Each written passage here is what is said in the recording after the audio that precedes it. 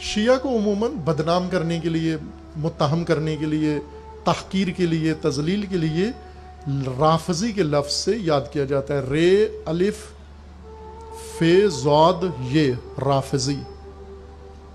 تاریخ بھر میں کہا جاتا تھا، ائمہ کے زمانے سے شروع ہوا ان کو رافضی کہنا، شیعوں کو رافضی کہتے تھے۔ کتابوں کے اندر بھی لکھا ہوا ہے، مخالفین کی جتنی کتابیں ہیں، وہ جب کسی کو لکھنا ہو یہ شیعہ ہے، یا مثلا لکھنا ہو یہ ان کے اپنے نفرت کا اظہار کرنا ہو، یقینے کا اظہار کرنا ہو، گمراہ کہنا ہو، فلاں کہنا ہو، باطل کہنا ہو، تو یہ سب کچھ نہیں لکھتے، اتنا ہی لکھ دیتے ہیں یہ رافضی ہے، بس کافی ہوتا ہے یہ، باقی پڑھنے والے خود سمجھ جاتے ہیں کہ کیا ہے۔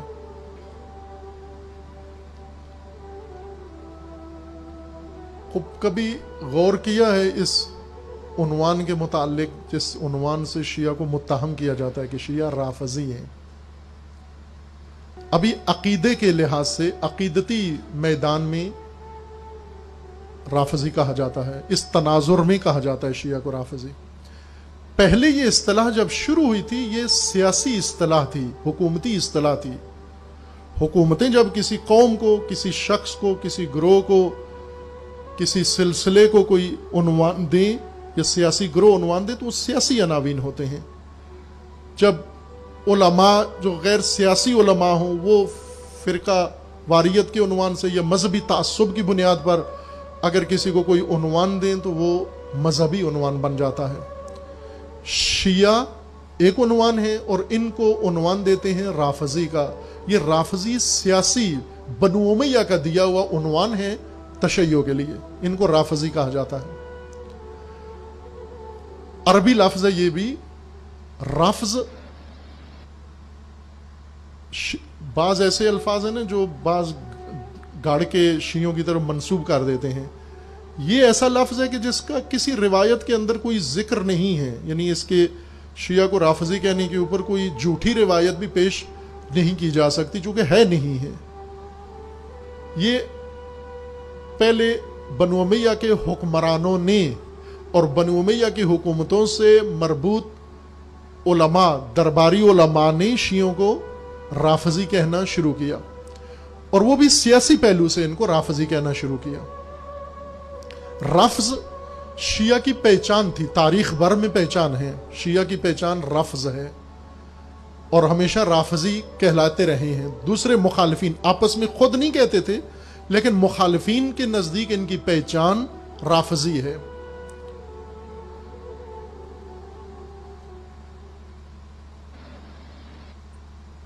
رفض انکار کو کہتے ہیں، حکومت وقت کا انکار، حاکم نہ ماننا۔ جو بھی حاکم بنا ہے آپ اس کا انکار کر دو کہ ہم اس کو حاکم نہیں مانتے، اپنا حاکم نہیں مانتے، اس کو، اس کی بیعت میں نہیں ہے، اس کی اطاعت میں نہیں ہے ہم۔ اس کو عربی زبان میں رفض کہتے ہیں۔ رفضا یعنی انکار کر دیا، اس نے طرد کر دیا، ٹھکرا دیا، نہ ماننے والا رافضی ہے۔ اب یہاں بعض نے کہا ہے کہ اس وجہ سے شیعہ کو رافضی کہتے ہیں چونکہ یہ خلفاء کو نہیں مانتے۔ جو رسول اللہ کے بعد حکومت کا سلسلہ شروع ہوا، خلفاء کو نہیں مانتے، خلیفہ اول، دوم، سوم کو، اس وجہ سے ان کو رافضی کہا جاتا ہے۔ جبکہ اس زمانے میں نہیں کہا جاتا تھا، خلفاء کے زمانے میں یہ اصطلاح شروع نہیں ہوئی تھی، خلفاء کے زمانے کی نہیں ہے یہ اصطلاح، یہ بنو امیہ کی حکومت میں رائج ہوا یہ لفظ۔ بنو امیہ نے یہ پہچان بنا دی، یا ان کے وابستہ علماء نے شیعہ کی، کہ جو بھی اکثریت کی طرف سے، یا وہ امت کہتے تھے کہ مسلمین کی طرف سے، امت کی طرف سے جس کو بھی حاکم مانا جاتا ہے، یہ جماعت اس کو حاکم نہیں مانتے، انکار کرتے ہیں، رفض کرتے ہیں، اس وجہ سے ان کو رافضی کہا جاتا تھا۔ حضرت امام صادق علیہ الصلوۃ والسلام کے زمانے میں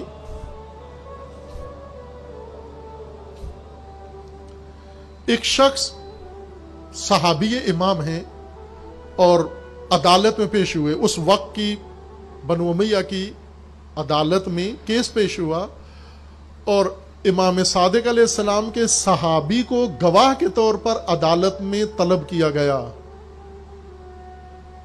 عمار دہنی نام ہے اس صحابی کا، امام صادق علیہ السلام کا. اسے وہ عنوان گواہ پیش کیا گیا. جھگڑا کسی اور کا تھا، نزاع کچھ اور تھی، قاضی حکومت کا تھا، اور اس قاضی نے گواہ کے طور پر ان کو طلب کیا کہ آپ گواہی دیں، یا مدعی نے گواہ کے طور پر پیش کیا کہ میرے مدعا کا یہ گواہ ہیں. جو ہی عمار دہنی پیش ہوئے، چونکہ شناختہ شدہ شخصیت تھے، معروف تھے، قاضی نے ان کو پہچان لیا اور کہا کہ آپ کی گواہی قبول نہیں ہے، اس شخص کی گواہی قبول نہیں ہے.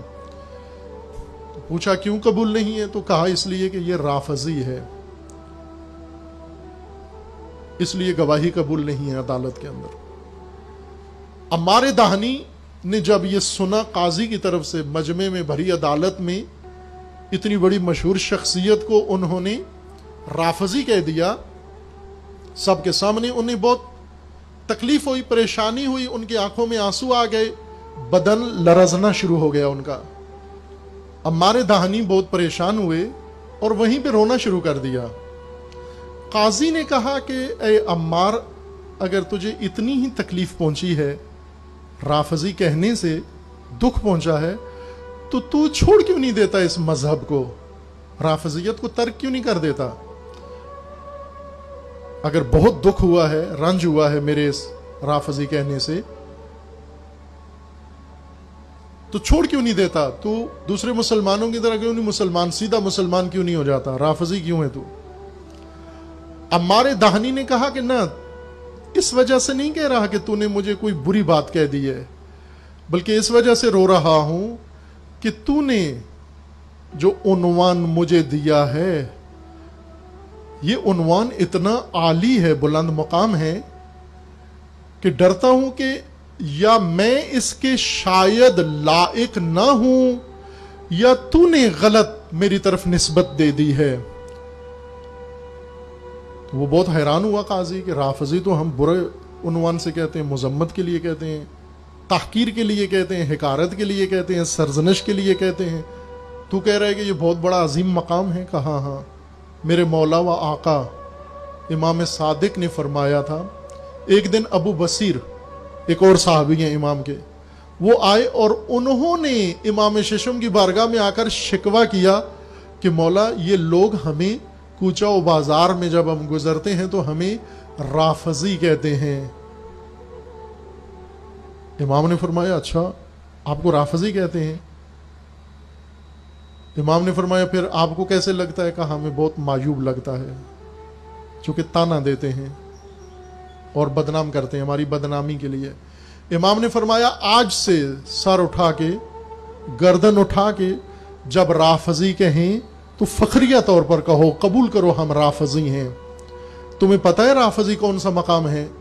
پھر امام نے فرمایا کہ رافضی سب سے پہلا رفض اور رافضی گروہ کون تھا؟ امام نے فرمایا کہ جب موسیٰ علیہ السلام نے اللہ کے حکم پر دعوت دی آل فرعون کو، قوم فرعون کو، تو قوم فرعون میں سے 70 افراد فرعون کی الوہیت کا انکار کر کے موسیٰ کی امامت پہ ایمان لے کر آئے. ان لوگوں کو رافضی کہا گیا. وہ تاریخ کے پہلے رافضی تھے جنہوں نے فرعونیت کا انکار کیا ہے، جنہوں نے موسیٰ کی امامت کا اقرار کیا ہے. سب سے پہلا گروہ وہ تھا. پھر اس کے بعد امام نے فرمایا، پھر اس کے بعد فلاں کو کہا گیا. اور یہی غالباً امام پنجم کے بارے میں ہے کہ امام پنجم، امام باقر علیہ السلام کو کسی شخص نے یہی واقعہ بتایا کہ لوگ ہمیں رافضی کہتے ہیں. امام نے فرمایا اچھا تمہیں رافضی کہتے ہیں؟ کہا پھر تمہیں کیا محسوس ہوتا ہے؟ کہا ہمیں برا لگتا ہے. تو امام نے فرمایا پھر سن لو، ہاں انا رافضی، میں بھی رافضی ہوں. اور ایک مشہور شعر ہے امام شافعی کا، ائمہ اربعہ میں امام ابو حنیفہ، امام مالک، امام شافعی، امام حنبل میں ایک امام شافعی ہیں جو بہت ہی منفرد ہیں باقی تینوں ائمہ سے، اہل سنت کے بزرگان میں سے. یہ بزرگ بہت ہی منفرد حیثیت کے مالک ہیں. اس کے لیے ضروری ہے کسی مجلس میں ان کی پوری تشریح کی جائے. یہ کون تھے اور کس طرح اس درجۂ امامت پہ پہنچے اور ان کے افکار و نظریات کیا ہیں. اس طرح سے کہ تاریخ بھر میں اور آج بھی ان کو کہا جاتا ہے کہ یہ شیعہ ہیں. اصل میں تقیے میں چھپا ہوا شیعہ تھا یہ. اور اپنے زمانے میں ہی اپنے عصر میں عصر امامت میں یہ بزرگوار یہ حب اہل بیت کا اتنا پرچار کرتے تھے کہ متہم ہو گئے کہ یہ رافضی ہیں. تو ان کا شعر ہے معروف کہ اگر حب آل محمد رفض ہے تو لوگوں سن لو کہ آج کے بعد شافعی رافضی ہے. پھر شافعی بھی رافضی ہے. یہ بہت پرانا لقب ہے, پرانا عنوان ہے.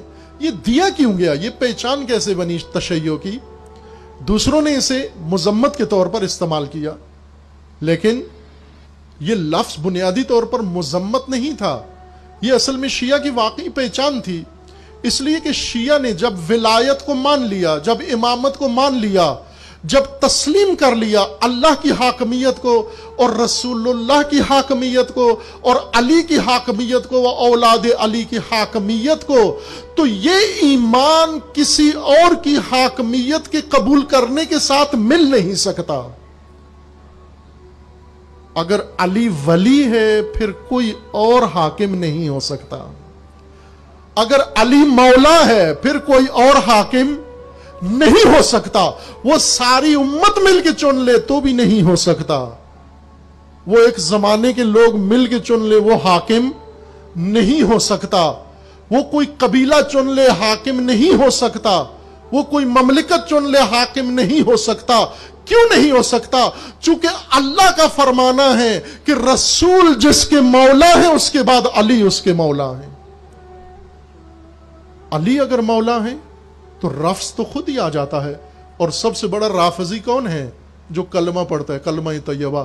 رفض انکار کو کہتے ہیں, حاکمیت کے انکار کو کہتے ہیں.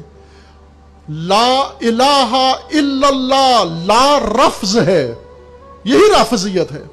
اللہ کے علاوہ کوئی حاکم نہیں ہے, اللہ کے علاوہ کوئی الہ نہیں ہے, یہی رافضیت ہے. اور رافضیت کے بغیر انسان مومن نہیں بن سکتا. رافضیت کے بغیر انسان اللہ کی حاکمیت قبول نہیں کر سکتا. اس لیے خداوند تبارک و تعالی نے جب اپنی الوہیت کا اقرار کروانا چاہا, پہلے دوسروں کی حاکمیت کا انکار کروایا ہے.